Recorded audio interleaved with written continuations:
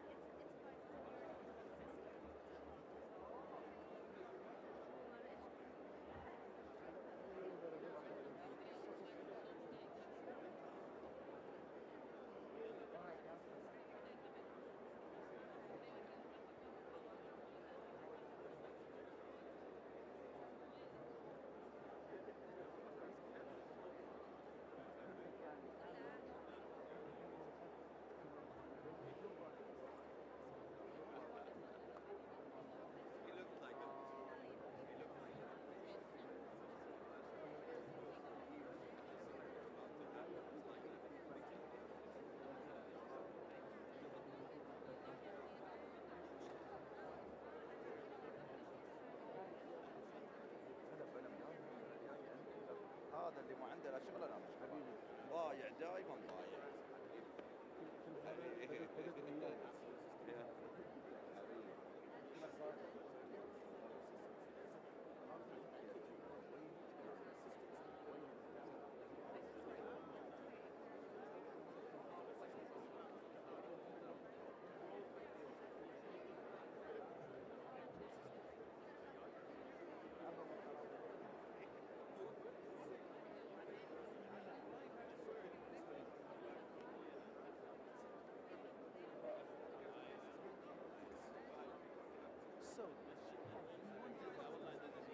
انا خلاص والله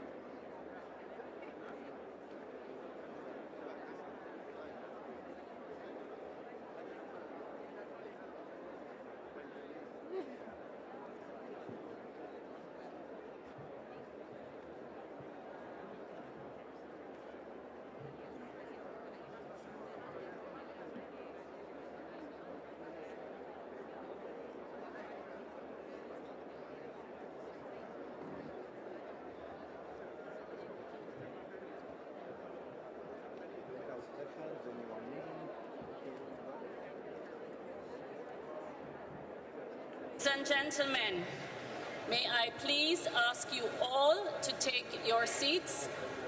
We are about to begin. May I please ask you all to take your seats? We are about to begin. Thank you.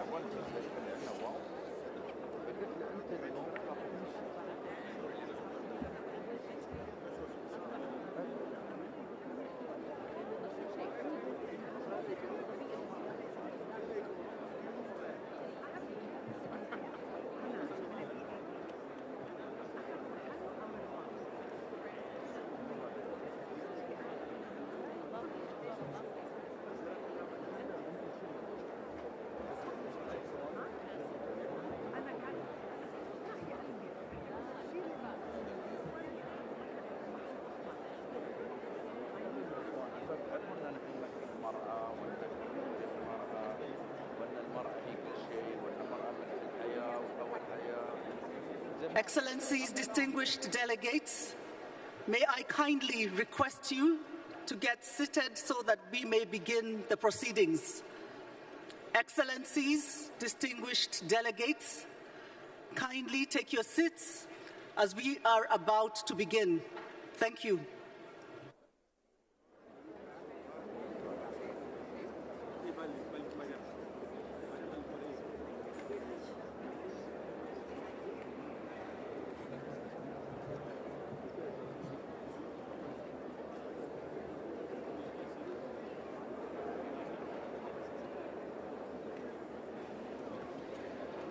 Assalamu alaikum. Distinguished delegates, it gives me great pleasure to declare open the 29th session of the Conference of the Parties to the United Nations Framework Convention on Climate Change. And it is my honor to address you now to deliver my final remarks as the COP President.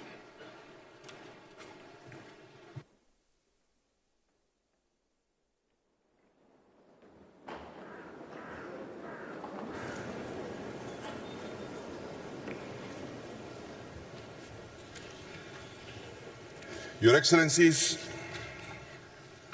colleagues, friends, and members of every delegation, it is a great pleasure to join you here in Baku for the opening of COP29. And let me begin by thanking our hosts for their warm welcome and generous hospitality. And allow me to extend my gratitude to every person in this room. By being here today, you have all made a choice to make a difference. And as I prepare to hand over the COP presidency, I urge you all to prove once again that we can unite, act, and deliver.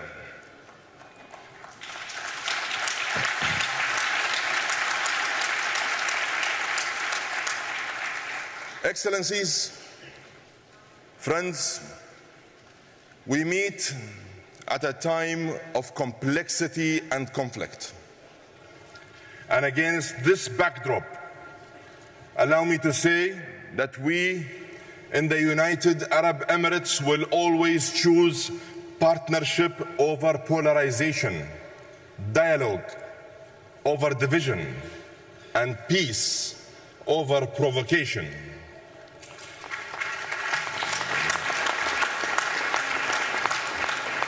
Colleagues, it has been my honor to serve as President of COP28. I have been humbled by the experience, and I stand before you today with a deep sense of purpose, pride, and gratitude. By delivering the historic, comprehensive, balanced, and groundbreaking UAE consensus, we accomplished what many thought was impossible. And for this, I have many people to thank. I want first to acknowledge His Highness Sheikh Mohammed bin Zayed Al Nahyan, President of the United Arab Emirates, whose vision, guidance, and unwavering support gave us the confidence to aim for the highest ambition. I owe a huge debt of gratitude to the entire United Arab Emirates leadership, and in particular the Higher Committee, led by His Highness Sheikh Abdullah bin Zayed Al Nahyan, Deputy Prime Minister and Minister of Foreign Affairs of the UAE.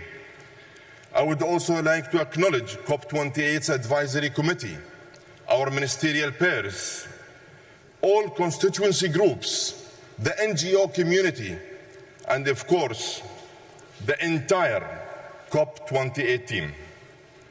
And let me recognize the tireless efforts of our high-level champion, Razan Al-Mubarak, and our youth champion, Shamma Al-Mazrou'i.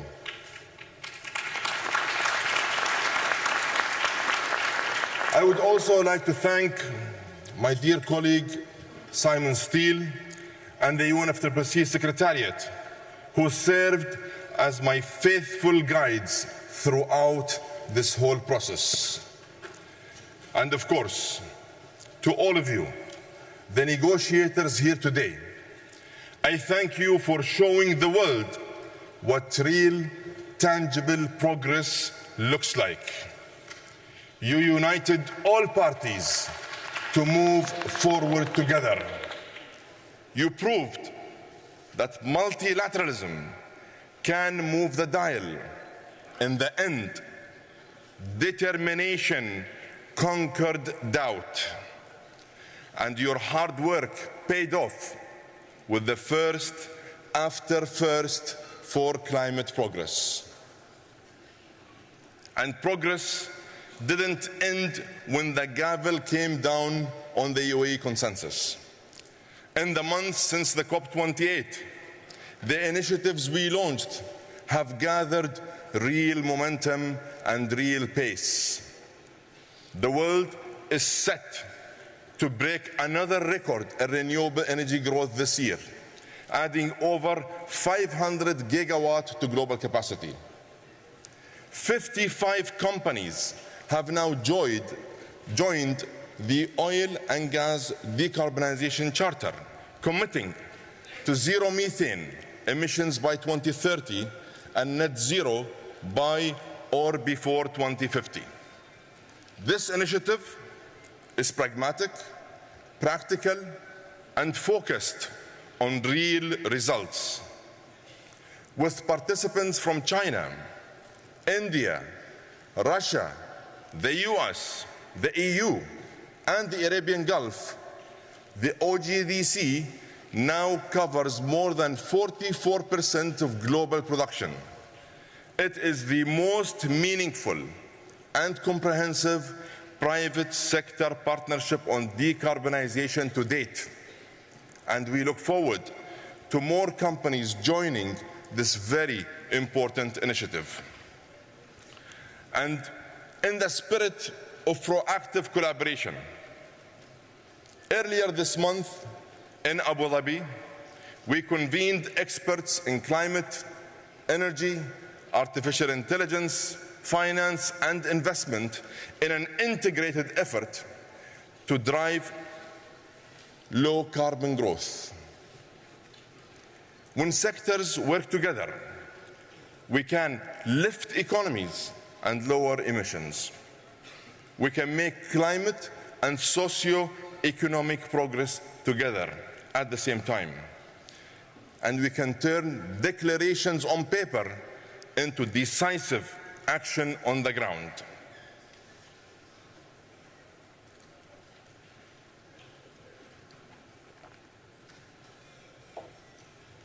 Excellencies, colleagues, the critical success factor for all climate progress is finance. We continue to call on all sources, public and private, to make finance more available, more accessible, and more affordable. Altera, the world's largest global catalytic climate fund that was launched at COP28, has now placed $6.5 billion of its $30 billion fund with partners focused on mature, emerging, and developing markets. These investments are attracting additional capital in a unique blended model that should be built on. We have also made progress on the loss and damage fund. $853 million have been pledged to date, and we named the Philippines as the host country for the board. And let me call on every party who can to contribute.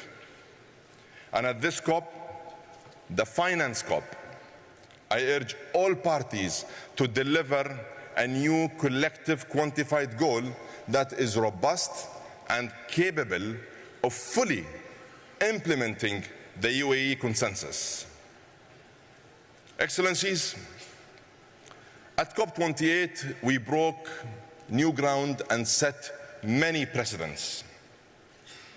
One of the most important precedents was the COP presidency's troika, a new mechanism for momentum that creates a bridge between COPs 28, 29, and 30. The troika is mobilizing every multilateral platform, from the UN to the G20, to solidify the legacy of the UAE consensus. It is the roadmap for keeping 1.5 within reach and aligned with the science. And it is up to all parties to drive and deliver it. Colleagues, partners, and my dear friends, the consensus we achieved in Dubai was truly historic. Yet history will judge us by our actions, not by our words. And my dear friend, Mukhtar, as I pass the gavel to you, I want you to know that you have my friendship, my partnership, and my full support. And if I may, let me leave you with some final words of brotherly advice. Let positivity prevail and let it power the process. Let actions speak louder than words. Let results outlast the rhetoric. And remember, we are what we do, not what we say. On behalf of myself and the COP28 team, it has been my honor to serve. I have faith that COP29 here in Azerbaijan will be another great success. Together, and as your slogan says, let us act on solidarity for a green world. Let us focus on collaboration and partnership. And let us show the world that we have the determination to unite.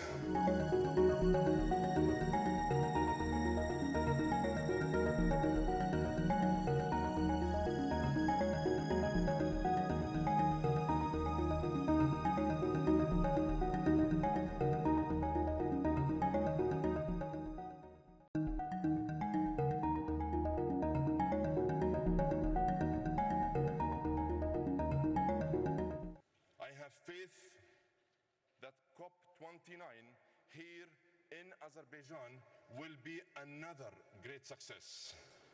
Together, and as your slogan says, let us act on solidarity for a green world.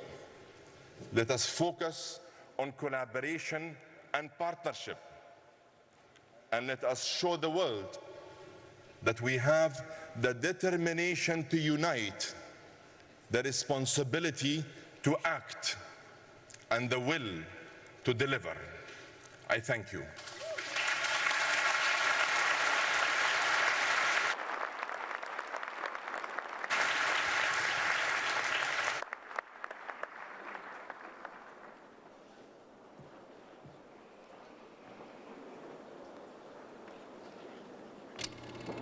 For centuries, we've gathered to discuss and solve our most pressing challenges, united for the betterment of our people. عندما التزمنا باستضافة كوب 28 التزمنا أيضاً بجمع العالم لكي نتحد. The world is watching. We don't have time to waste. We must address this challenge head-on. At COP28, the UAE welcomed world leaders, business leaders, and thought leaders from nearly 200 nations to come together as one and change the course of history. We must recognize the common language we must speak of, and it's one of unity, of inclusion, love, and empowerment. For months, we worked non-stop and moved from talk to action, ushering in a new era of climate action. We have delivered history today. The first time a decision has been adopted on day one. The UAE consensus began as an impossible dream, but look where our dreams have taken us. It is an enhanced, balanced, but make no mistake, historic package to accelerate climate action. It is the UAE consensus. Through the Presidential Action Agenda, we found global solutions to global problems. We are anchoring nature as an existential ally in our efforts to address climate change and advance development.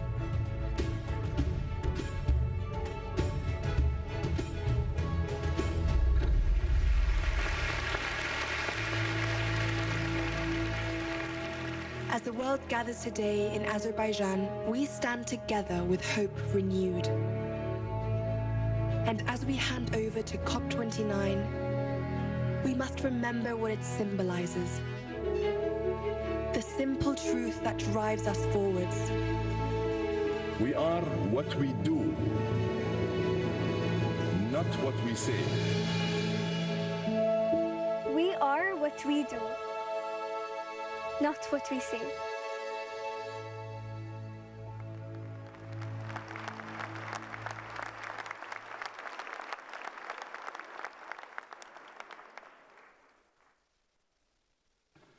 Dear delegates, I'd like to invite you to turn to sub-item 2A of document CP/2024/1/add.2, election of the President of the Conference of the Parties at its 29th session.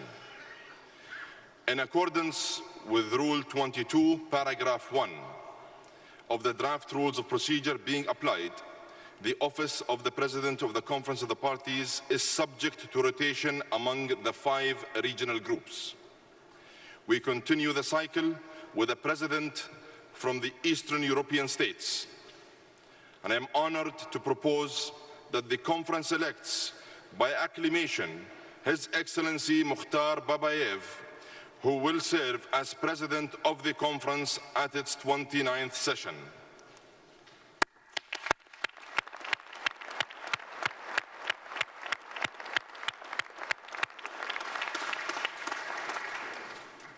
It gives me great pleasure to declare His Excellency Mukhtar Babayev elected President of the 29th session of the Conference of the Parties.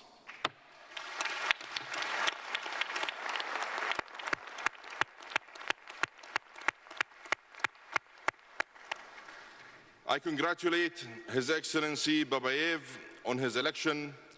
Allow me again to wish you every success in guiding the work of this conference.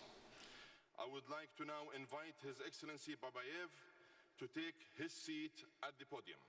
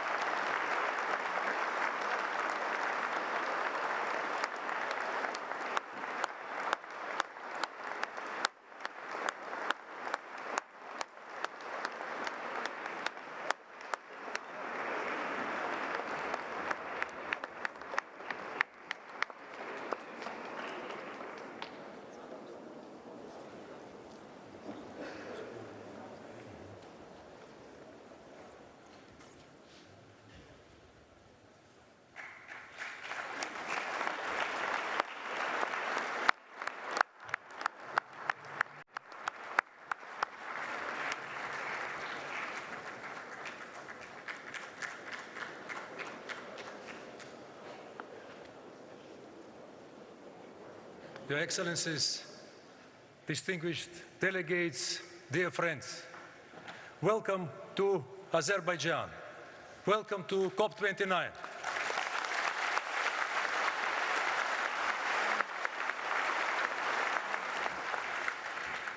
It is wonderful to finally see you all here as we complete the first decade after the Paris Agreement.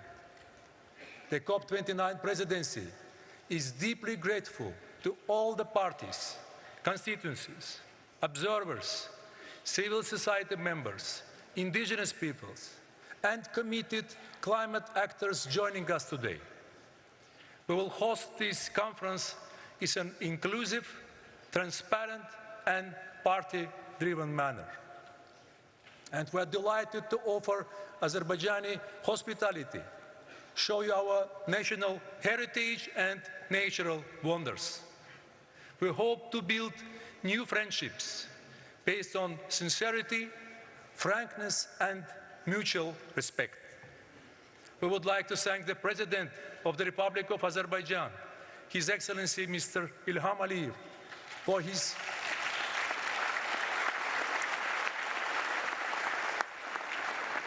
his active leadership and support for the COP29 team and the people of Azerbaijan who have worked day and night to welcome you to Baku.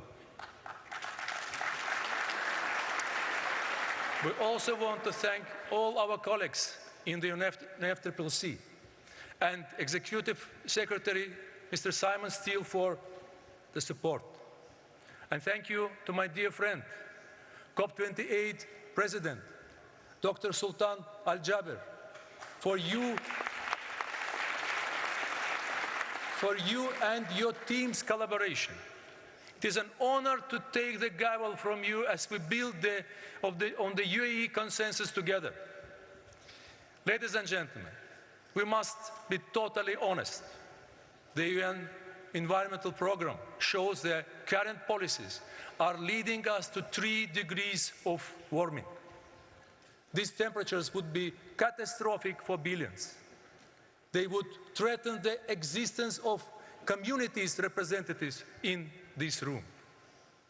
Colleagues, we are on the road to ruin. But these are not the future problems. Climate change is already here. From flooded homes in Spain to forest fires in Australia, from rising oceans in the Pacific to barren plains in East Africa. Whether you see them or not, people are suffering in the shadows. They are dying in the dark, and they need more than compassion, more than prayers and paperwork, and they're crying out for leadership and action. COP29 is an unmissable moment to chart a new path forward for everyone. The COP29 presidency has worked tirelessly to build the foundation for success. We have traveled the world to see the challenges you face, and we are resolved to produce an ambitious and balanced package that delivers on all mandates and takes the first global stocktake forward. We have made every effort to bring you together and build momentum.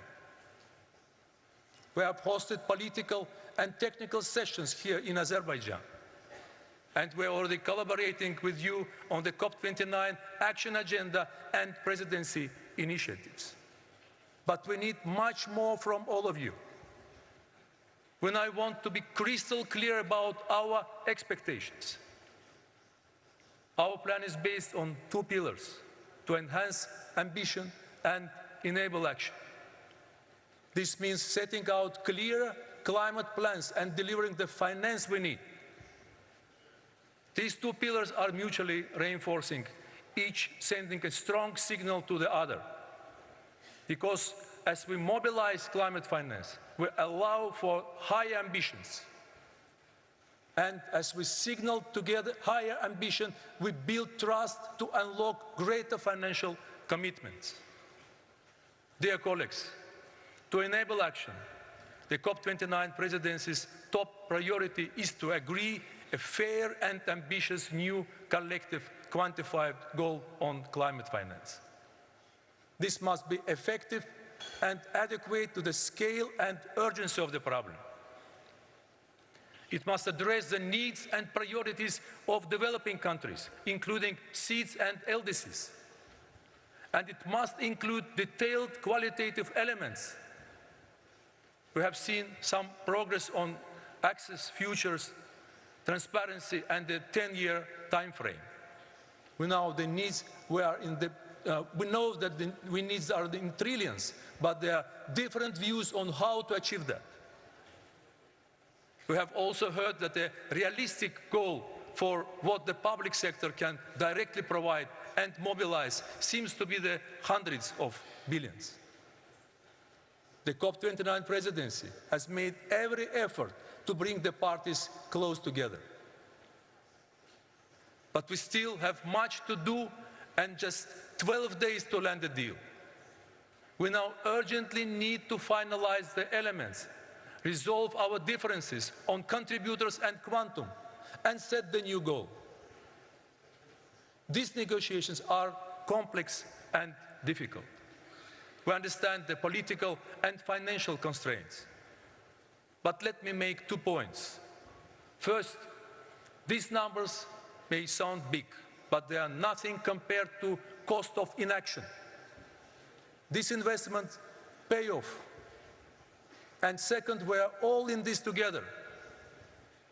Nothing has a greater impact on the security, prosperity, and well-being of all nations than climate change. Let us remember how a goal helps us. It will send a strong signal to financial markets, provide greater certainty for long-term planning, build trust and momentum for collective action, and hold us all to account. This goal is not a burden, it is an opportunity. Ladies and gentlemen, we must invest today to save tomorrow. Dear colleagues, we are also determined to get Article 6 in high-integrity carbon markets over the line. Article 6 is long overdue and will help ensure that protecting the planet pays. By matching buyers and sellers efficiently, such markets could reduce the cost of implementing NDCs by $250 billion a year. In a world where every dollar counts, that is essential. We now need parties to show commitment and flexibility to resolve all outstanding issues. Dear colleagues, throughout COP29, there will be many moments to enable action. At the last board meeting in Baku, we took historic steps to get the Loss and Damage Fund up and running. It is now time to turn existing pledges into contributions and add significantly greater amounts to all funds. This is essential to supporting the communities most affected, including the SEEDs and LDCs. And enabling action is about more than just finance. We must also accelerate work to develop and transfer technology. These are life-saving tools that must be available to all. So we need to deliver on the technology implementation program here in Baku. Within the COP29 action agenda, we have opportunities for governments, the private sector, multilateral development banks, and everyone to play your part. Ladies and gentlemen, enabling action will create the means to reach our goals, a 1.5 aligned and resilient world. But we still need to define the ways to get there. First, we need to enhance ambition in the next round of NDCs. These plans are the last chance to put the world on track, and they should be informed by the first global stocktake. We are grateful to everyone who has already committed to producing 1.5 aligned NDCs. We need to get this right, and we need to get it done on time, including transitioning away from fossil fuels in a just and orderly manner, taking into account different national circumstances, pathways, and approaches. Dear colleagues, as the world's highest climate forum, COP29 cannot and will not be silent on mitigation. Alongside with the International Energy Agency, we have today published calls to action in a just and orderly transition. We are calling on all parties to increase global energy storage by 6 times by 2030. We are addressing forgotten issues such as food waste, which accounts for almost 10% of global emissions. We are co-hosting a methane summit with the US and China, and we have put mitigation on the agenda at all meetings ahead of COP to find a way forward. As a presidency, we are making every effort to attack the problem from every direction without losing focus on our top negotiation priority, the NCQG. Dear colleagues, adaptation has not been given the same attention as mitigation. Azerbaijan understands the needs to adapt because our region faces significant challenges. The Caspian Sea is shrinking and we face glacier retreat and freshwater loss in Caucasus. The timely submission of national adaptation plans is critical. They guide how we share best practice, transfer technology, and support each other. We need them by 2025 so we can make progress by 2030. We will also support the work on indicators for the UAE framework for global climate resilience. When adaptation is underfunded, people on the front lines are unprotected. Public money will be essential to enabling ambitions. This is our last chance to scale it up significantly beyond the doubling target for 2025. And after, adaptation finance must be an important part of NCQG. Transparency must underpin everything. The first biennial transparency reports are critical and must be submitted this year. Azerbaijan is ready to submit its BTR, and we would like to thank everyone for their submissions so far. Dear colleagues, we must also address important thematic areas within the climate plans. They must be age and gender responsive, and we support the Lima Work Programme and its Gender Action Plan. The COP29 Action Agenda has identified further priorities for all actors to enhance their ambition. Ladies and gentlemen, when we consider the latest science and everything that we must deliver, from the NCQG to the next generation of NDCs and the first BTRs, COP29 is a moment of truth for the Paris Agreement. It will test our commitment to the multilateral climate system. We must now demonstrate that we are prepared to meet the goals we have set ourselves. This is not easy. We are setting these expectations because we believe they are absolutely necessary. This is a race of our lives, and we have previously agreed to always ratchet up our action to the highest possible levels of ambition. This means that we must do today that yesterday we thought was impossible. Azerbaijan stands ready. It is our moral duty and part of our common responsibility. And this is a critical opportunity for sustainable development. Azerbaijan is determined to step up to the biggest issues, on the biggest stages, and lead by example. We have beaten the odds before. People have doubted us. Let us prove them wrong. But no single country or initiative can solve this crisis. This is everyone's conference. Success or failure will be collective. So our message to you is this: Azerbaijan can build a bridge, but you all need to walk across it. In fact, we need to start running. Dear friends, we gather as representatives of different communities, but we must never forget our common humanity, our shared world, and the mutual benefits of collaboration. And in this fight, we must remember that every action matters, because every fraction of a degree matters. Every home we lose is failure. Every life we save is a victory. And everyone is watching. And they're waiting. Africa is waiting. Asia is waiting. Europe is waiting. The Pacific is waiting. North America is waiting. South America is waiting. The Caribbean is waiting. Ladies and gentlemen, they're waiting for us to show leadership. And they cannot afford the cost of delay. So let us enhance ambition and enable action. Let us move forward in solidarity for a green world.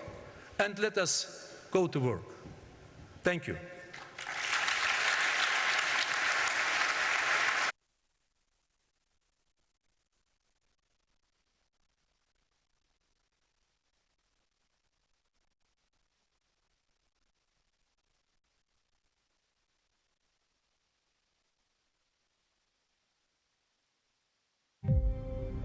This November, over 100 world leaders will assemble in Baku to tackle the most pressing issue of our time, climate change. COP29 will be the biggest event of this year. We need to have these ambitious climate actions by countries in the world. This is our common challenge, and we need to address it now. As a host country, we have very unique opportunity to be the center of the discussions, to be the bridge between South and North, between the developing and developed countries.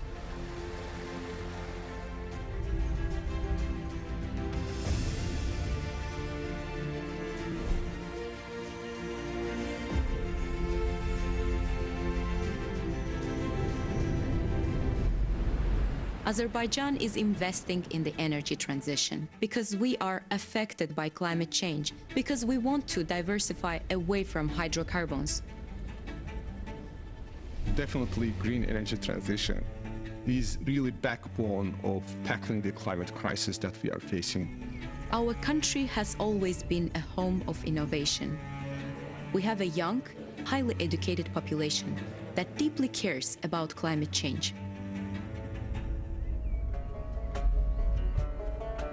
Any visitor, any tourist, any delegate who will be visiting our beautiful city will see welcoming attitude, behavior from everyone.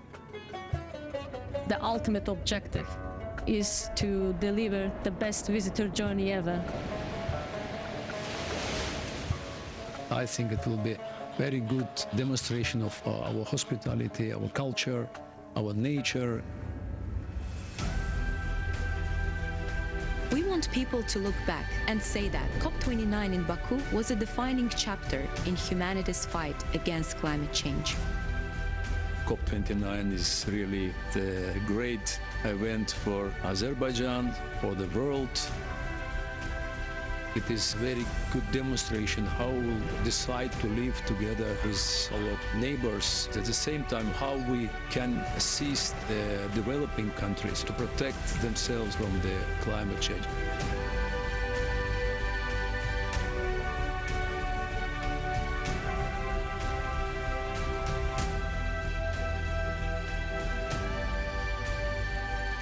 This November, Azerbaijan will bring the world together at COP29 for a better future for all humanity.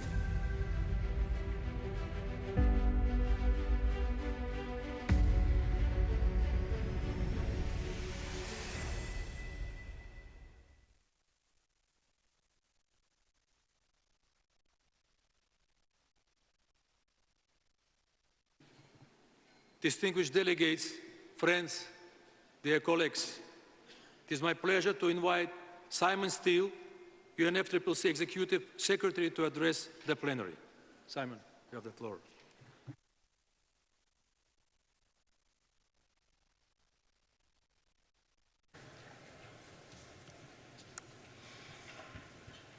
Excellencies, delegates, colleagues, friends, it is an honor to welcome you to COP29.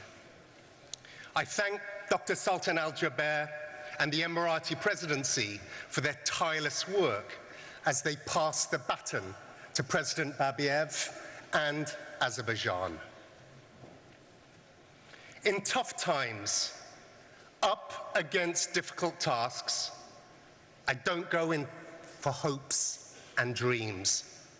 What inspires me is human ingenuity and determination, our ability to get knocked down and to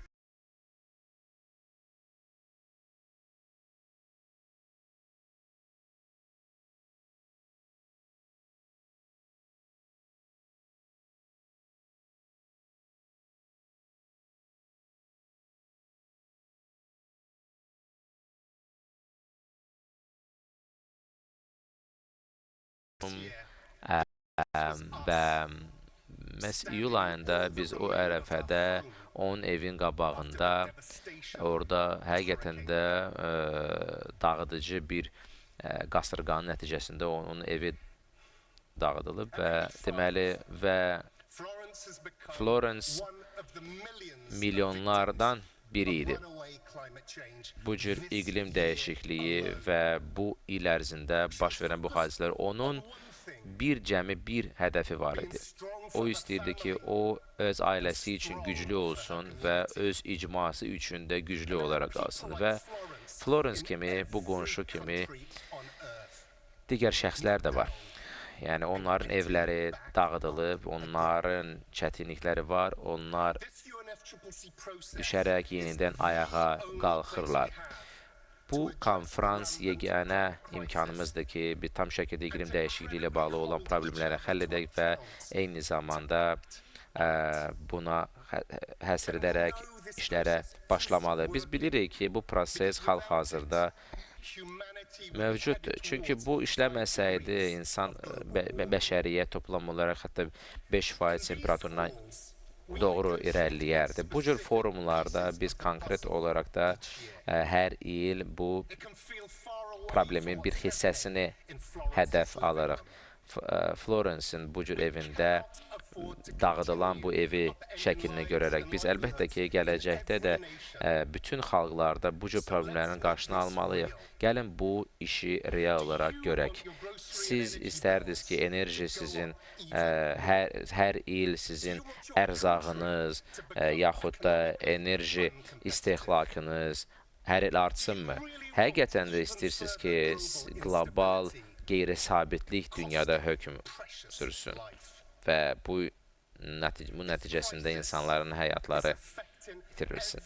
Əlbəttə ki, bütün bu böhranlar dünyada yaşayan hər kəsin həyatına təsir edir. Dolayısıyla yaxud bilavasitə şəkildə və mən də başa düşürəm ki, bir dənə COP sammiti əlbəttə ki, bütün bu dəyişikliklərə imza ata bilməz. Amma sizin bu cür cavablara, əgər suallara cavabınız yox idisə, o zaman bax bu arada, bu platformada bu problemi, bu cür xaosdan çıxışı düşünməyim üçün bu platforma mövcuddur. Məhz buna görə də biz bugün burada Bakıdayıq və biz yeni qlobal maliyyə bir hədəfi qəbul etməliyik. Əgər dünyanın əksəriyyəti emissiyanı tez şəkildə azalda bilmirsə, o zaman bütün dünya bunun xərcini ödəyəcəkdir. Əgər dayanıqlıq, inkişaf baxımından, təchizat zənciri baxımından, əgər bunun öhdəsinə gələ biləcək bir ölkə yoxdursa, o zaman nə olacaqdır? Ona görə də gəlin bu cür ideyanı nəzərə alaq ki, iqlim dəyişikliyə olan vəsait deməli, toplam olaraq da bu cür missiyaya aiddir və eyni zamanda ən zəngin olanlar da buna kömək etməlidir. Amma sadəcə olaraq bir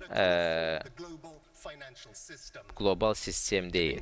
Eyni zamanda ölkələrə elə imkan lazımdır ki, bu cür Bakıda, bugün burada biz karbon bazarlarına tam şəkildə 6-cı maddəsini yekunlaşdırmalıyıq və həll etməliyik. Və biz, məsələn, Dubaydakı olan hədəflərə nail olmaq üçündür. Və biz də 1.5-i tam şəkildə həll etməliyik və eyni zamanda temperaturlar qalxdıqca bizim sazişlərimiz və bu 2 trilyon dollara aid olacaqdır. Toplam olaraq da onun ikisini və iqlim dəyişikliyi sahəsində olan dəyişikliklərə son qoymaq lazım. Bizim əsas işimiz bu vəsaiti toplamaq və eyni zamanda bütün bu faydaları bütün ölkələrə arasında paylaşmaq, bütün xalqlar arasında paylaşmaqdır. Əlimizdən gələni etməliyik ki, adaptasiya hədəflərimiz də razılaşdırılmalıdır və onu ölçmək lazımdır. Dayanıqlıq təmin etsin və texniki dəstəyi də göstərmək lazımdır.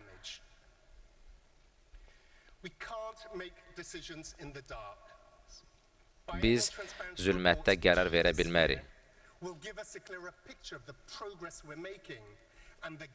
və buradakı olan boşluqları doldurmaq bizim öhdəliyimizdir. Bu il bütün ölkələr öz 3-cü nəsil iqlim dəyişikliyi ilə bağlı olan hesabatları təqdim edəcəklər. Bu öhdəliklər və kommunikasiya prosesinin baxımından bizim komitəmiz də bu cür kampaniyaya start verəcəkdir. Biz də bütün maraqlı tərəflərdən deməli səyləri səfərbər edəcəyik. BMT-nin eyni zamanda baş katibliyi və COP29 və digər platformalarda 25-ci ildə iqlim həftələrinə də elan edirik və bunlar bizim proseslərimizlə birbaşa əlaqəlidir. Bu bir katiblik olaraq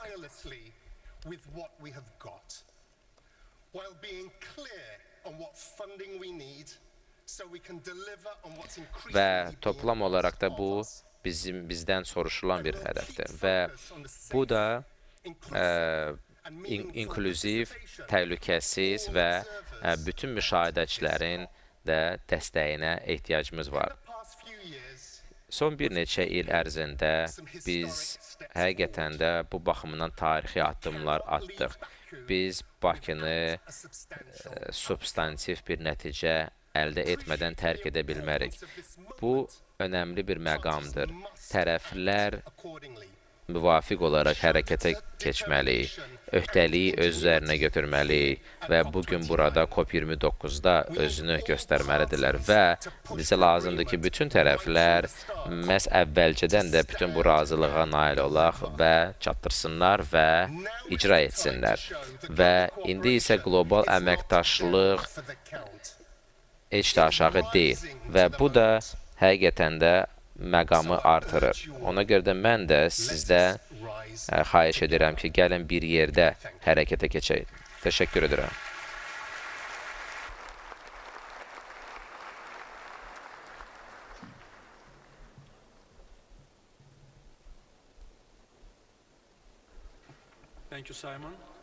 Təşəkkür edirəm, Simon, hörmətli nümayəndə heyətləri. İndi isə son məsləhətləşmələr naminə gündəliyi deməli müzakirə etmək üçün texniki fasilə elan edirik.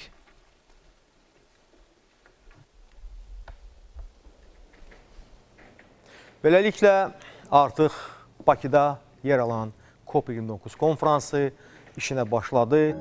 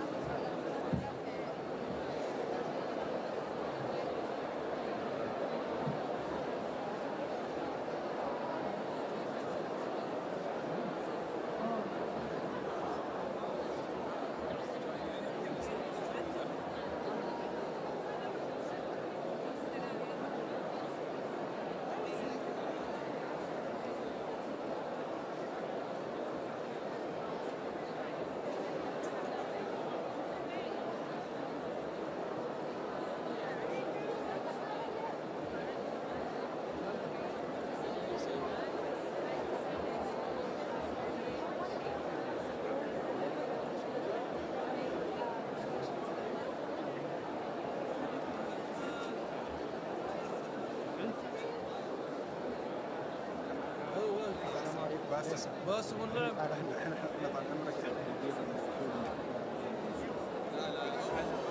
عندنا الموعد هذا.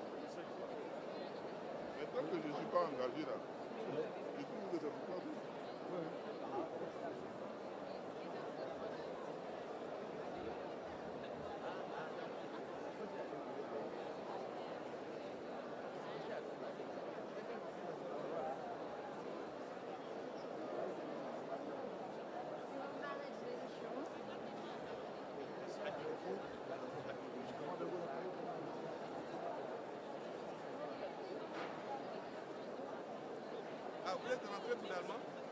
Ah.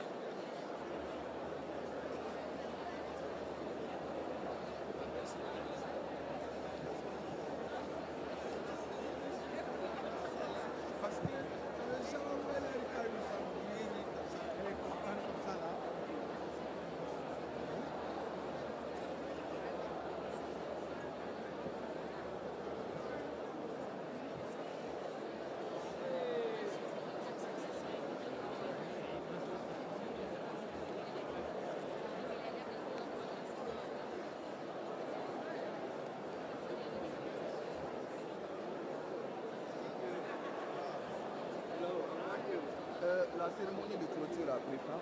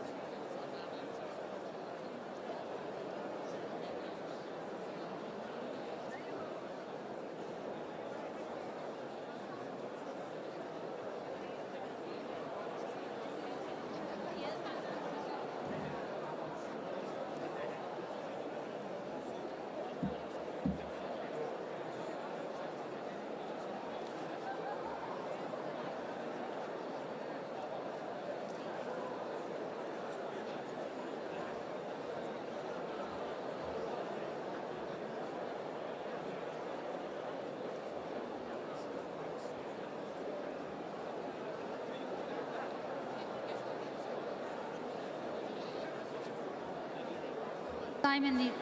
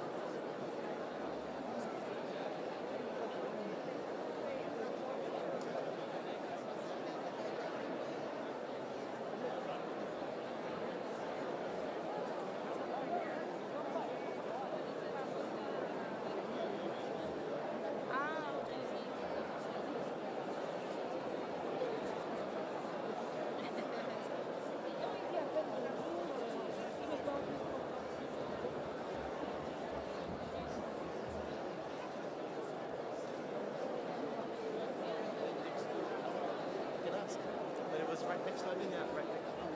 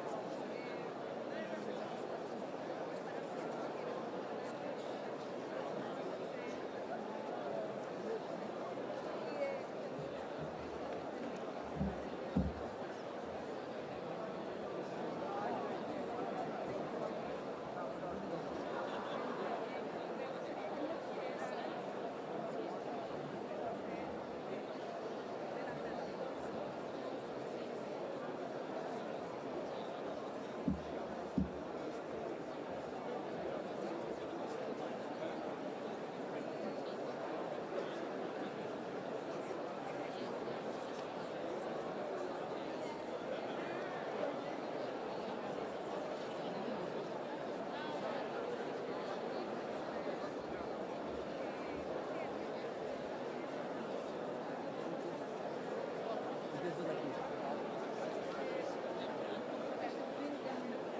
Yeah. So there'll be 2 chairs. And that's what my colleague told me. Facing the front. And then if they're gonna be waiting for the next. Yeah. Ah, so here we take them for like the queue.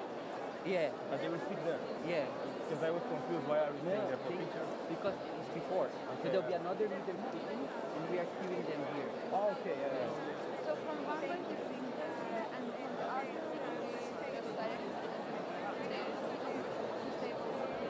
So after when they finish, let's get my colleague. She's the one leading. Let's get her to get the quiz. I'm new. I'm like you guys. I don't have the answer. Yeah. No, this I know the answer. Always here. She showed us before. She told us here, here, and then someone.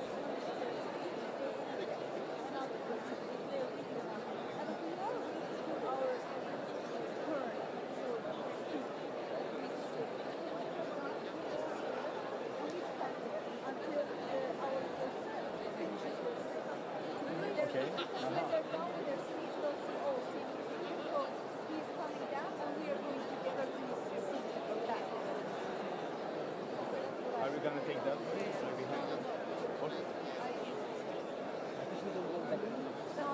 Because backstage doesn't look nice. You're always in front of the stage. It's like there's the technical cable. We need to be there. Not on the stage. So there are some questions here. So I usher to come here with the chair. And then up here, where it's water. Water? We will see how to do it. Maybe we get someone who just coming to take it. Then offer like some yes. If they say yes, we should look at the moment. Yes, opening the door for a little bit. If it takes it, then you stand. So at the podium. So all of them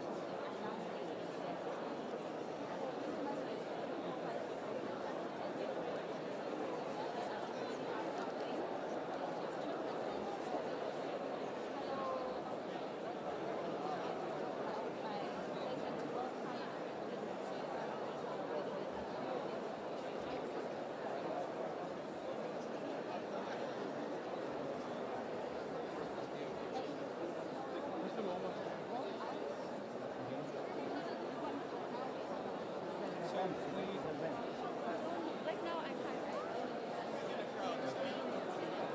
Okay. We wait here. And after Lisa's speech.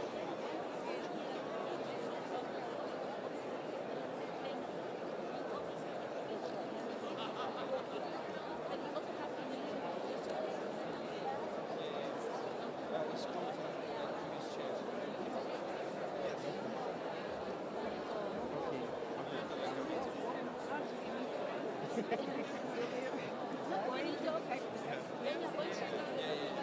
Immediately after.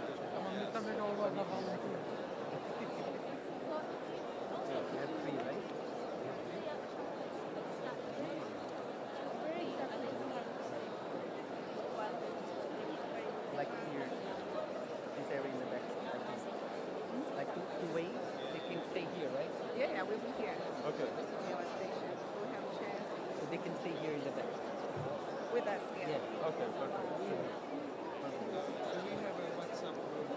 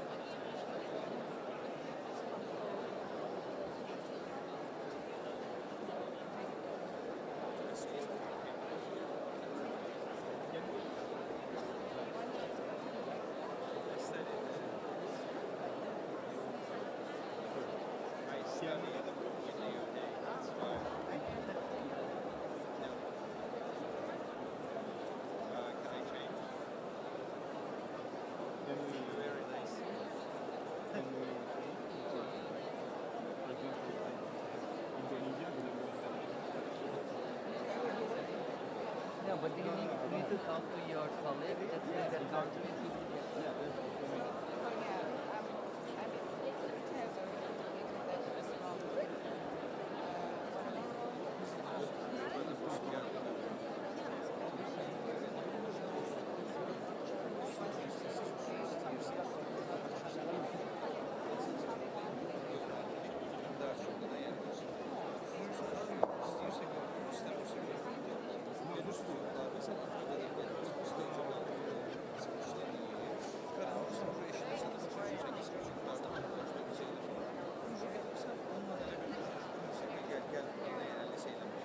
Yanırsan hələ ki, o səni görsün. Gəlir sənin yanında, sən bir yerdə birləşirsən, aparırsan yerdə. İlk ucu, yəni aparan kimi sırası başlayırsan, ucu next onda, yəni gələn dəfə ki, ucu hansı olacaq, o yanlış gəlir.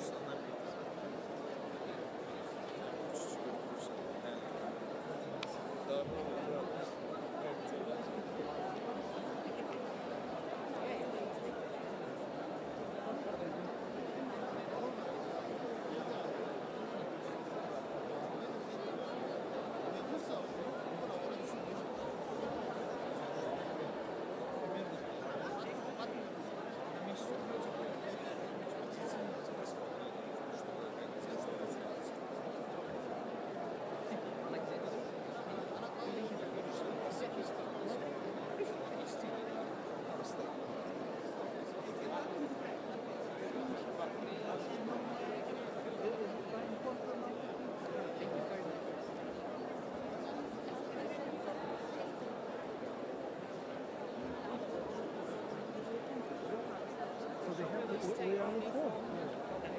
So we can use how many of phones we need?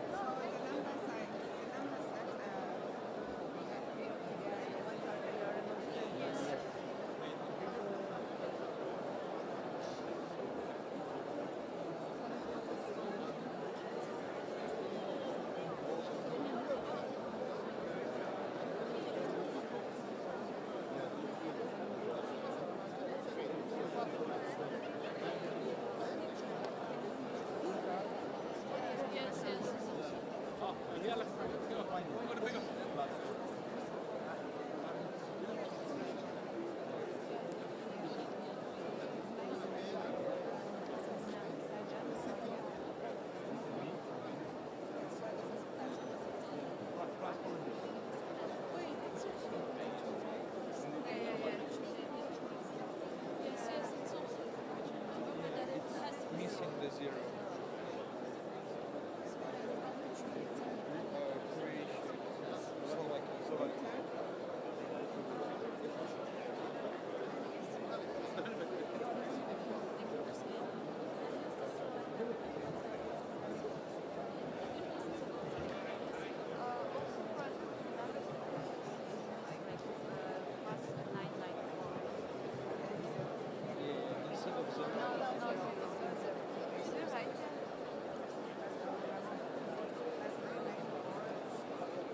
Everything after zero.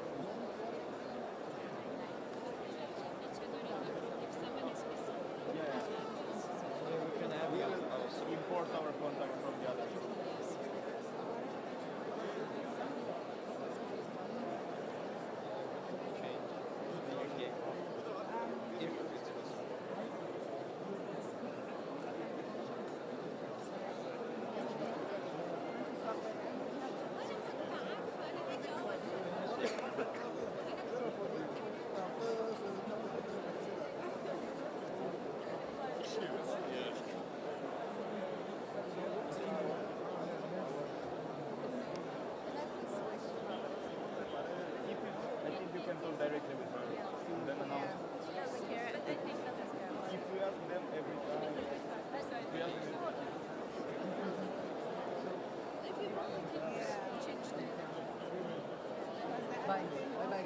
you tomorrow.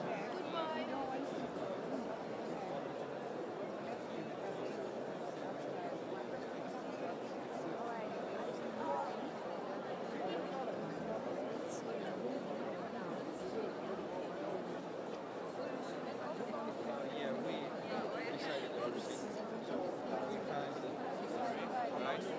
this guy, he's not here, he will come.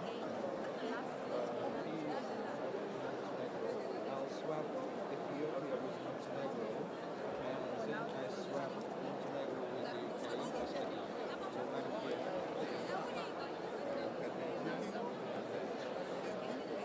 So then I can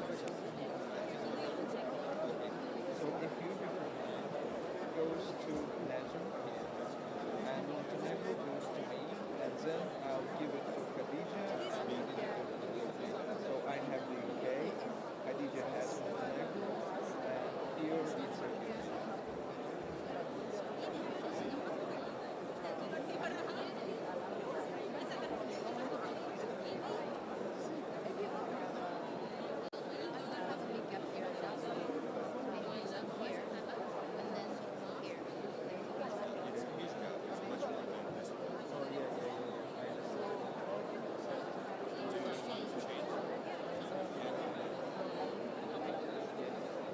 If you want, I can write it down.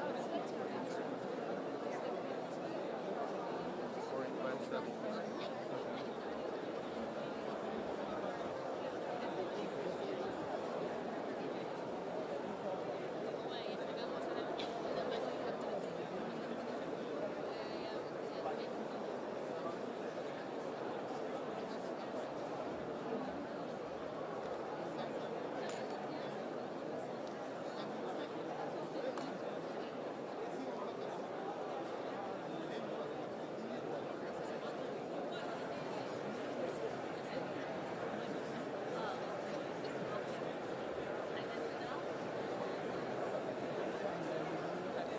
Excellencies, ladies and gentlemen, distinguished delegates, I have been asked to inform you that the session will resume at 1500.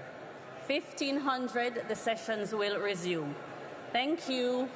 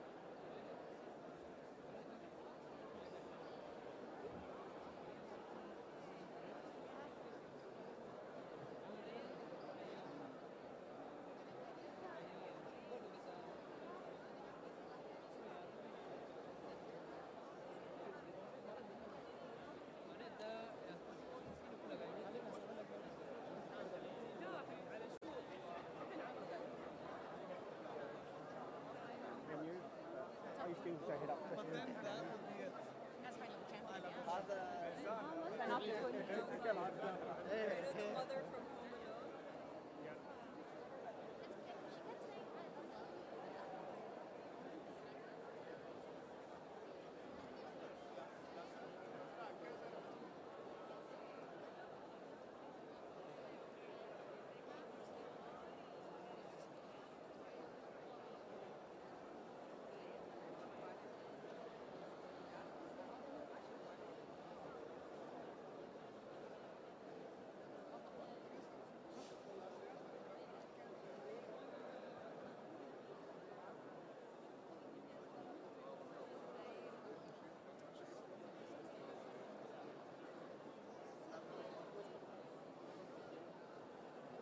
كيف بدنا ندخل؟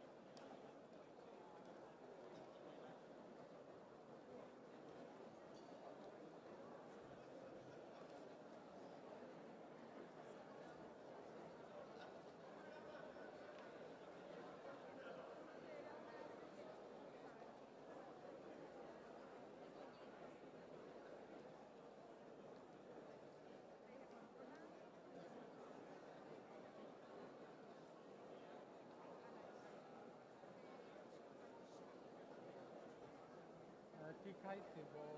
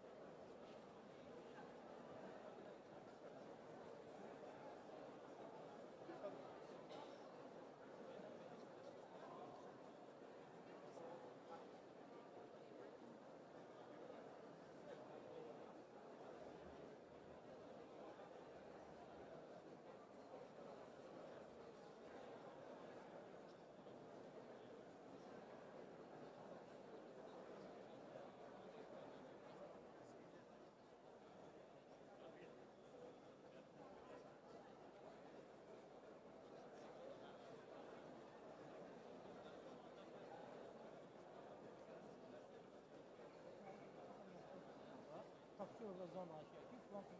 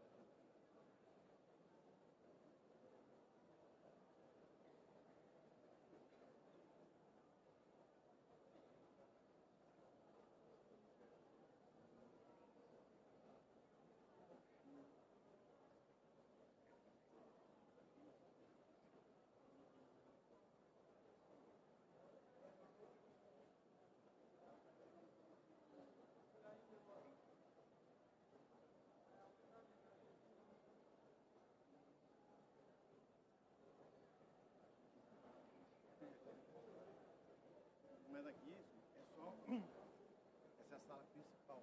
Mas deve ter mais de 200 salas de reunião.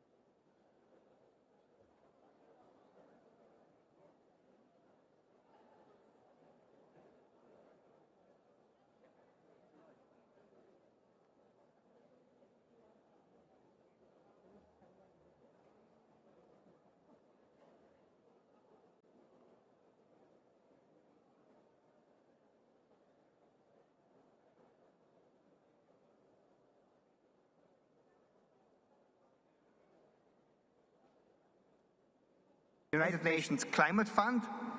It has been created at the request of the World Meteorological Congress. It has been created by WMO, UNDP, and UNEP. SOF is a unique climate fund. While there are 80+ climate funds on the market, SOF is the only fund that exclusively focuses on systematic observation. And SOF has a unique business model. We provide long-term, open-ended support. Let me provide SOF in a few numbers. We opened our doors for business 2.5 years ago. Today, we already support 60 countries, including Malawi. And 18 countries have already approved investment funding, including Malawi. Yet, we have many more countries that requested support, 101 countries in total. So while we have mobilized over the past 2.5 years more than $110 million, including the pledges that are going to be announced here at COP, we urgently need more resources to meet country demand.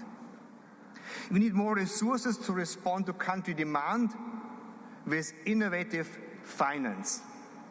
First, SOF acknowledges that the internationally mandated weather and climate data represent a global public good.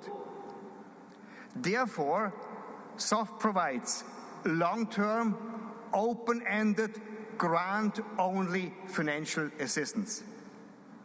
Second, SOF has taken off at speed and scale thanks to the leadership of 12 initial funders, many of them in the room today. While this support is great, it is not sufficient. It is not sufficient given the urgency of closing the data gaps and giving the commitment of countries to deliver their share to the global basic observing network. We urgently need to expand our funding base by convincing additional bilateral partners and the European Commission to contribute to the SOF UN Fund. In addition, we are seeking a partnership with the Green Climate Fund to develop a joint program of fragile and conflict-affected states accelerate the program. And we know that we need to innovate finance, so we aim at innovating with the first SOF impact bond that we aim at launching at next year's COP, with philanthropies and non-traditional donors as outcome funders. In short, it is clear if we want to close the data gaps, we need to innovate finance for systematic observation, innovate how we provide finance to countries, and innovate how we mobilize resources. So SOF is not only innovating finance, we are also innovating the way we support countries. Or to put it differently, we need more money, yes, but we need better money. What does this mean? First, we need a systemic approach to country observations. We need to overcome the hodgepodge of past support. SOF is providing this systemic support. Second, we need a long-term approach beyond time-bound traditional investment projects. It is relatively easy to install a station. It's already much more difficult that this station generates and internationally exchanges the data. But it's almost impossible to ensure sustainability of these investments when the annual operating and maintenance costs are not covered. SOF is providing this support. Third, we need a different approach to technical assistance. Operating an observing system is a demanding task, in particular in countries with capacity constraints. Therefore, SOF provides peer-to-peer technical support from advanced Met officers, many of them in the room today, from those who know how to run and maintain an observing system. And fourth, It requires bringing together many stakeholders to create a community of practice to make this happen. SOF has created this community. Because SOF brings together more than 70 partners under one roof with a common purpose, supporting countries in generating and exchanging the mandatory basic weather and climate data in a sustained manner. Let me close with a call for a new partnership for systematic observation, a partnership that SOF is contributing to. First, we need to invest where it matters most, in the countries and the regions with the largest data gaps. We need to invest in the global south. Second, we need to recognize that basic weather and climate data gaps represent the global public good. Therefore, we need a different approach to the provision of financial support, long-term, grant only.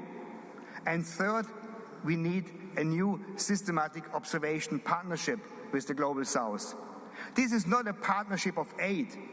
This is a partnership on equal footing.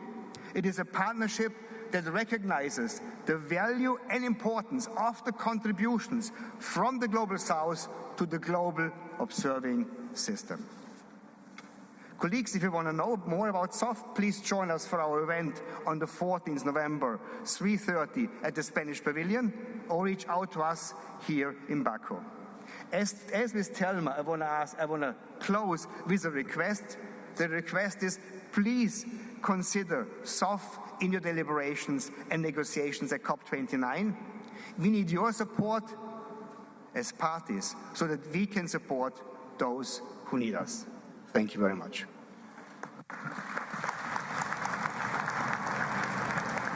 Thank you very much, Mr. Repnik, for reminding us that this is a party-driven process and for reporting on your great work. We will now hear from Dr. Lucy Mtila, Director of Climate Change and Meteorological Services of Malawi, to share the country's experiences under SOF. Dr. Lucy, you have the floor. Thank you very much, Chairperson. First of all, I would like to thank the organizers for inviting Malawi to be part of this panel, more especially to share experiences that Malawi has on SOF.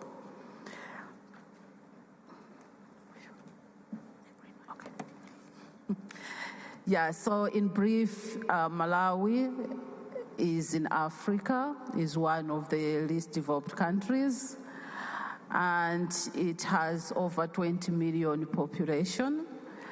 And when it comes to vulnerability to climate change, is also one of those countries that are indeed struggling.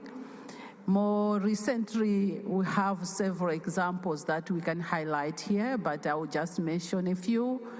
That in 2015, we struggled with floods. In 2019, floods due to tropical cyclones. In 2022 as well, floods due to tropical cyclones.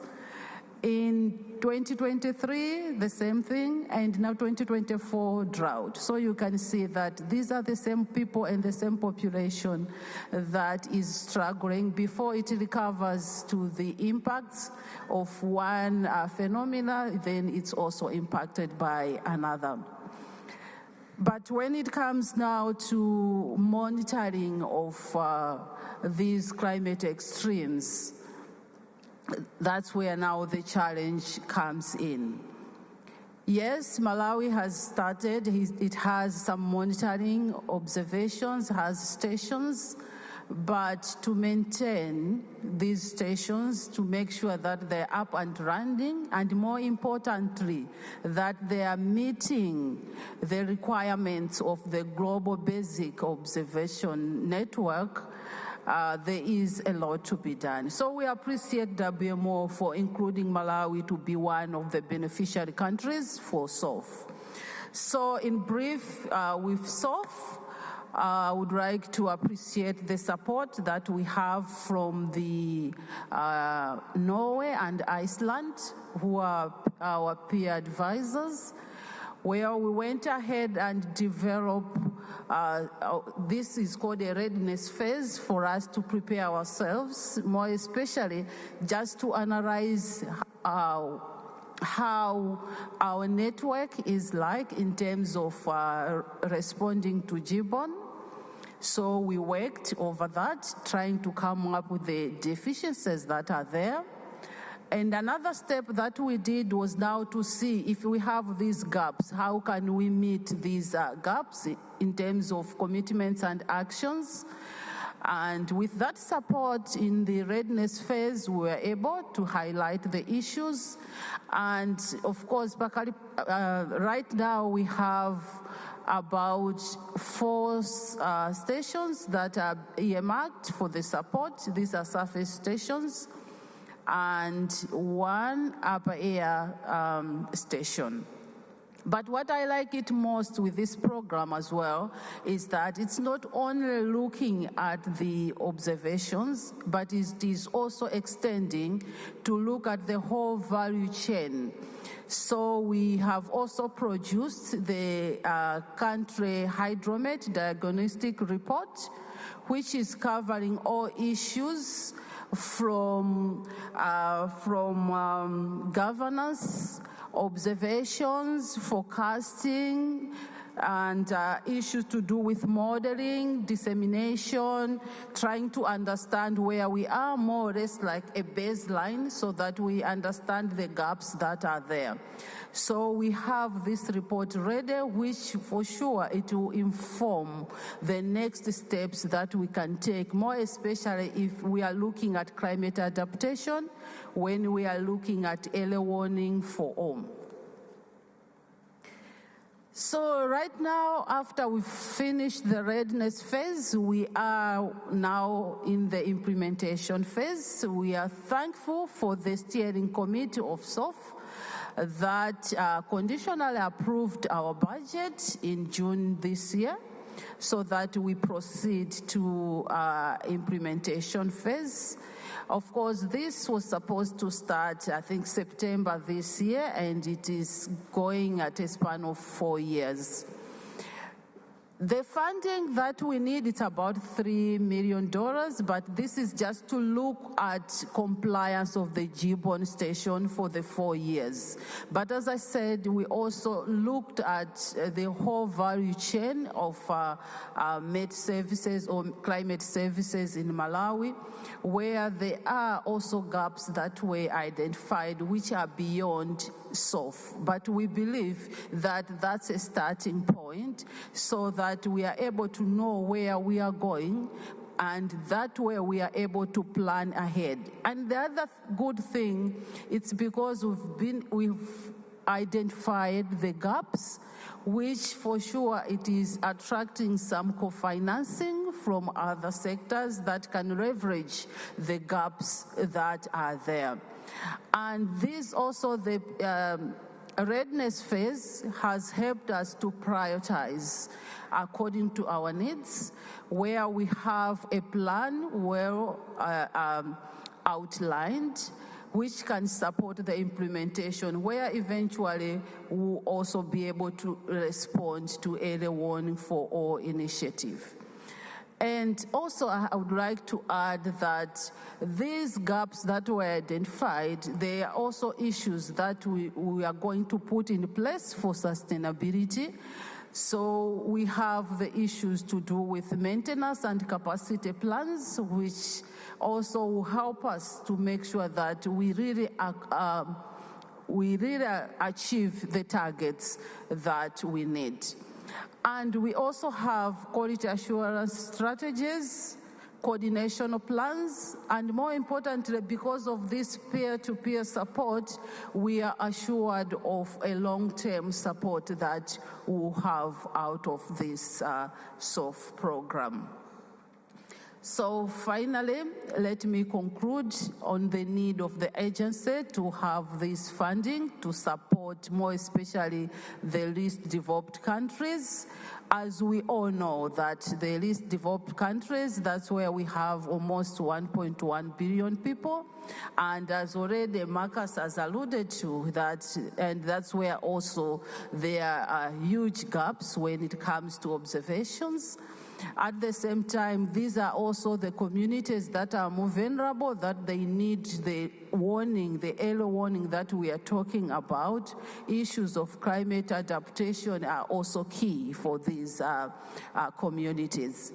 And since it's also covering issues to do with infrastructure, human capacity, it's very important that it should be really considered as one of the priorities to make sure we indeed respond to the needs of 1.1 billion people. I stop there, Chair. Thank you so much. Thank you so much, Dr. Tila, and for linking from decisions, from finance deployment to actually the ground, which is the ultimate goal. Finally, I now invite Rob Redmond, the director of the NOAA Center for Artificial Intelligence, a topic that I'm very passionate about, to present on advancement in technology and innovation, including the role of artificial intelligence and machine learning in Earth observation. Mr. Redmond, you have the online floor. Hello, Earth Information Day delegation and participants. My name is Rob Redmond, and I am the director of the United States National Oceanic and Atmospheric Administration's Center for Artificial Intelligence. While I'm joining you from NOAA's National Centers for Environmental Information, Boulder, Colorado location, I do really wish I could be with you today in person. It is a great honor to have this opportunity to share with you the role of AI and machine learning in Earth observation, modeling, and predictability as a force multiplier to help NOAA achieve its mission to understand and predict our changing environment from the deep sea to outer space, and to manage and conserve America's coastal and marine resources. Much like the personal computer and mobile devices, AI represents a rapidly evolving and positively disruptive emerging technology, critical to achieving our mission and one that is poised to be infused into nearly every aspect of the NOAA science, service, and stewardship enterprise. AI is a suite of technologies ultimately designed to extend our human cognitive approach, and the role of NOAA's Center for AI is to ensure that NOAA harnesses trustworthy and responsible AI technology as a service to our mission, developing an AI-ready workforce all along the way. NOAA is using and enabling AI data and applications to support the economy of the United States and protect life and property for a socially and environmentally equitable, climate and weather-ready nation. Critical to meeting this mission are collecting and scientifically stewarding observations of the Earth's atmosphere and our oceans and Great Lakes. This environmental intelligence data is ever-growing and currently exceeds over 60 petabytes. All of NOAA's environmental intelligence is on a path to elevated FAIR and AI analysis readiness. So I'd like to propose we work together to make all of our data AI ready for use in serving our many diverse communities and further enhancing our critical investments in Earth and ecosystem observations and modeling for the mutual outcome of excellence in science, service, and stewardship. NOAA staff are developing hundreds of AI-enabled applications covering our sun to seafloor mission space, and you can read about a few on our story map, whose QR code is shown here. 3 additional examples I'd like to share with you.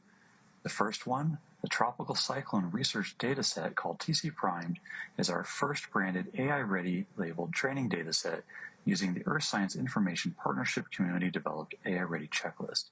It is a publicly available, multi-decade, multi-institution aggregation, including derived parameters from satellite and radar observations, forecast reanalyses, and tropical cyclone tracks. And TC Primed includes a series of open science notebooks leading you through access, feature engineering, and AI model development. The second example, NOAA's Lightning Cast product, is a high-impact NOAA AI technology success story using GOES-R series satellite observations. It is widely utilized for decision support for wildland fire management, outdoor events, aviation, and general forecasting, and is currently undergoing transition to operational use.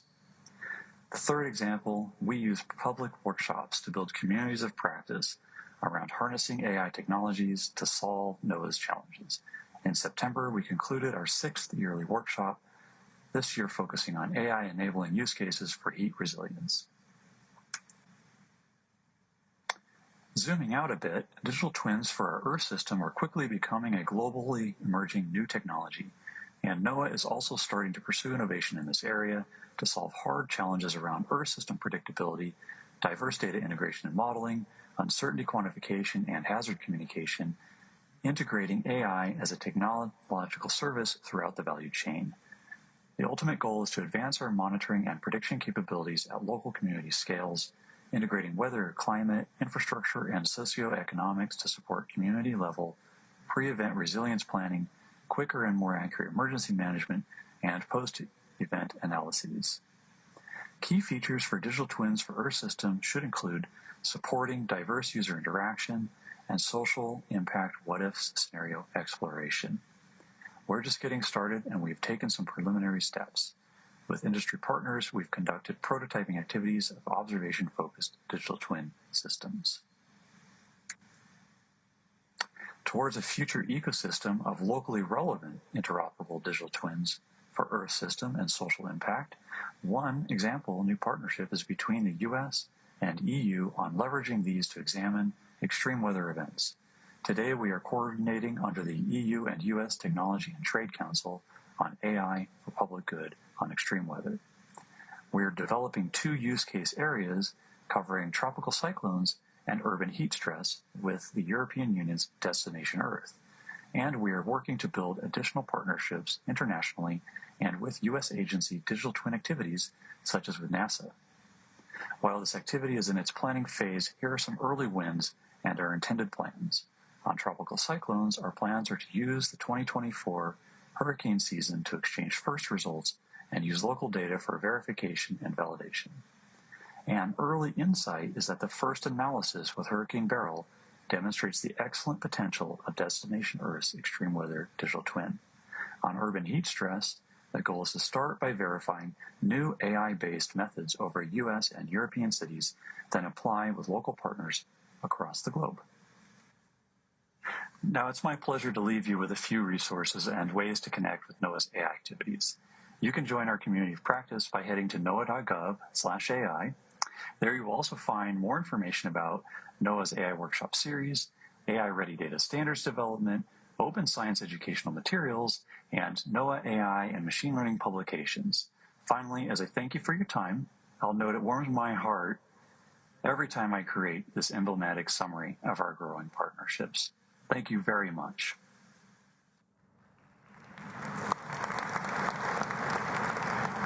Thank you very much to Mr. Redman.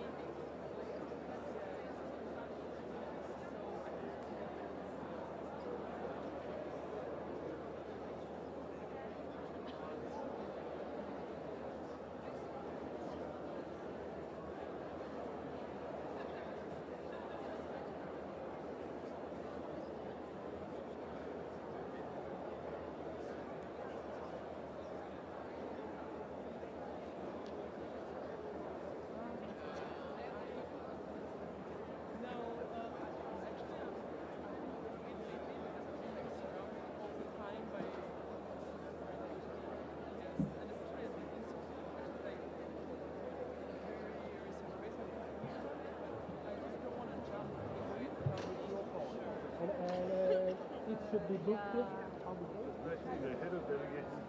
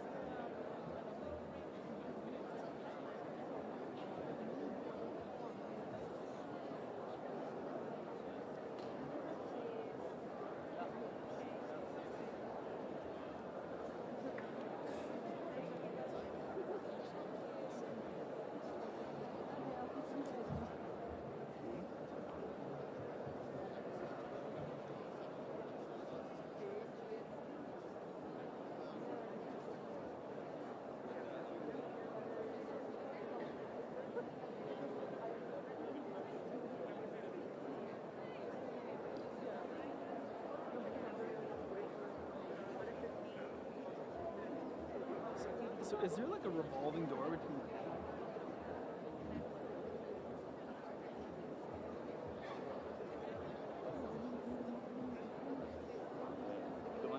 la salle de congrès.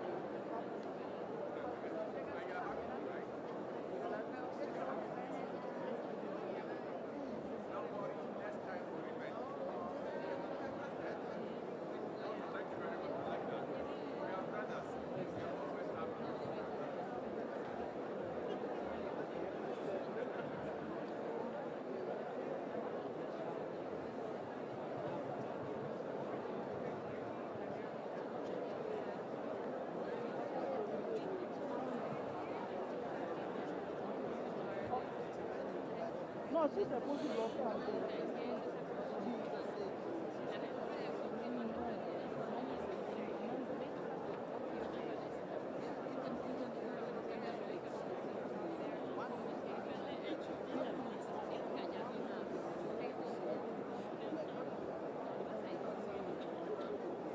Ganhar Copa.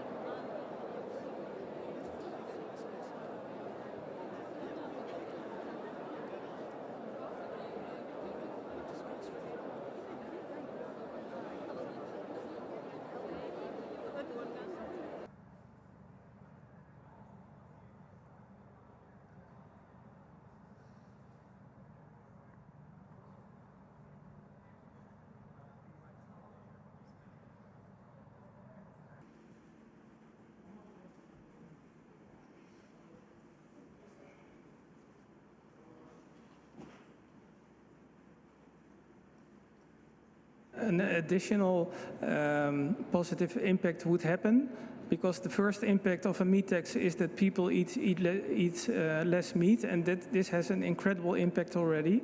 It's like 3% of all greenhouse gas emissions will be reduced in rich countries if we would tax meat, which is similar to all aviation and some other sectors. But when you use the tax revenues to... Definition, we have some mics. Eva, do we have a mic? Oh, you want to share? After? Okay. Oh, here we go. So this gentleman, yeah. Sorry.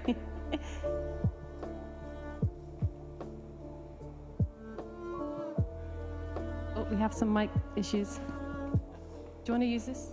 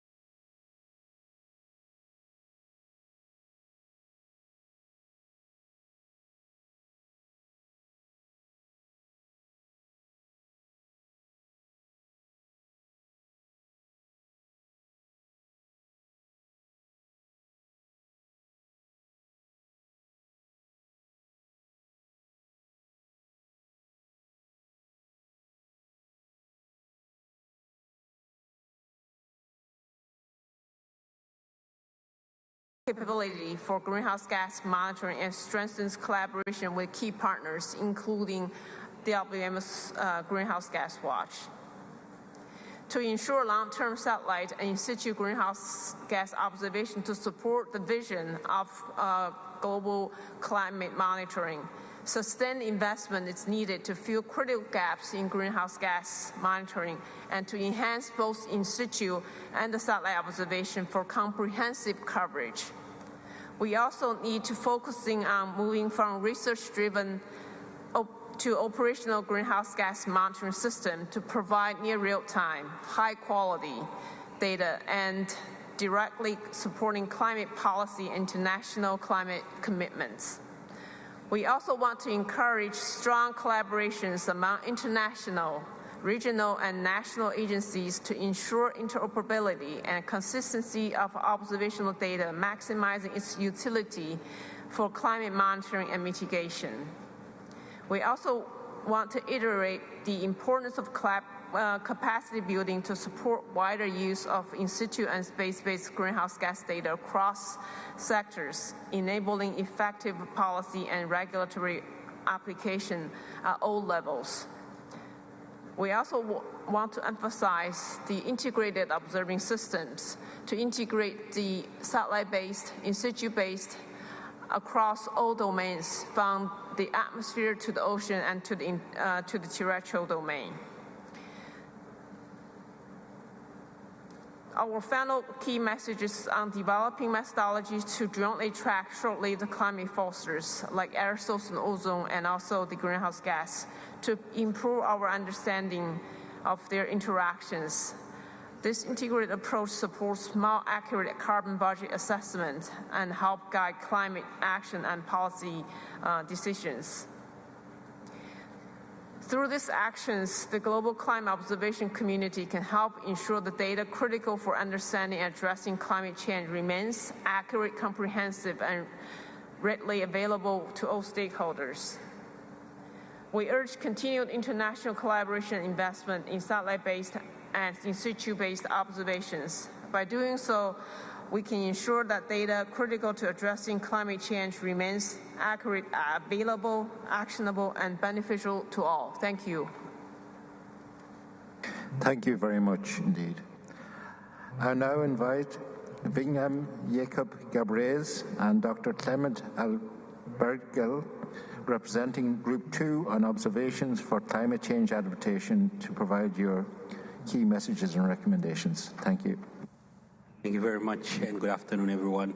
Before I give the floor to my colleague who was a rapporteur to give a brief summary, I would just like to thank all the active participants, and I would just like to highlight 3 points that came out for me, which was the importance of data.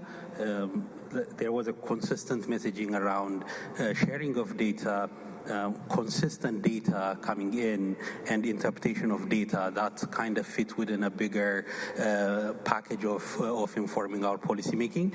But I'll give an opportunity for Clement to provide. Thank you. Thank you very much. The attendees have echoed a lot of what has been said in the plenary, and that's a good sign. That's quite reassuring.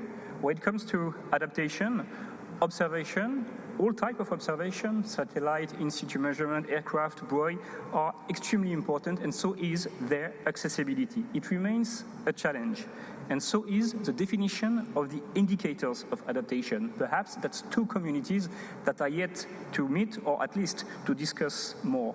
The real complexity also lies in the need for satellite Earth observation, all types of observation, to be integrated together with social and economical impact. The role of observation is clearly understood, and it was also highlighted by our group that historical data are needed to create a baseline to measure adaptation, as well as the progress made towards adaptation. Defining how to track the progress in implemented measures is also to be established. Thank you. Thank you indeed, and I would now like to invite Cheryl Jeffers and Paul Fisher, representing Group 3 on observations for averting minimizing, addressing loss and damage, and strengthening resilience to extreme events, including heat stress. Thank you.